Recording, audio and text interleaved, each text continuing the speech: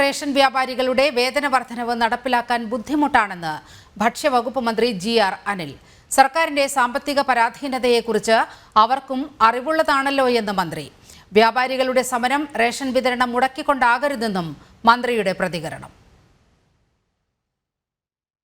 2 മാസത്തെ വേതനം ലഭിക്കാത്തതിനാലാണ് സംസ്ഥാന വ്യാപകമായ റേഷൻ വ്യാപാരികൾ സമരം നടത്തുന്നത്.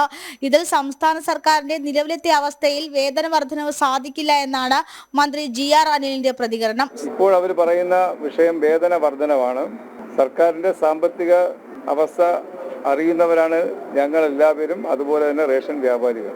തൊഴിലാളികൾ പറയുന്ന ആവശ്യം ന്യായമാണ്. പലതവണ ഭക്ഷ്യവകുപ്പ് ധനവകുപ്പിനോട് ഇത് അറിയിച്ചിട്ടുണ്ട്. നിലവിലെ സമരം റേഷൻ വിതരണം തടസ്സപ്പെടുത്തിക്കൊണ്ടാകരുതെന്നും മന്ത്രിയുടെ പ്രതികരണം. റേഷൻ പൊതുവിതരണ രംഗത്ത് അവർ പറയുന്നത് ന്യായമാണ്.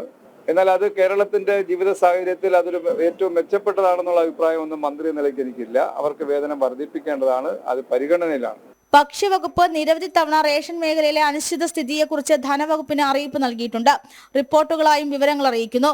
ഭക്ഷ്യവകുപ്പ് ആവശ്യപ്പെടുന്ന തുക ധനവകുപ്പ് അനുവദിക്കുന്നതിൽ വരുത്തുന്ന കാലതാമസമാണ് ഇത്തരത്തിൽ റേഷൻ വിതരണ മേഖലയിൽ പ്രതിസന്ധി ഉണ്ടാകാൻ പ്രധാന കാരണം. ജനം, തിരുവനന്തപുരം.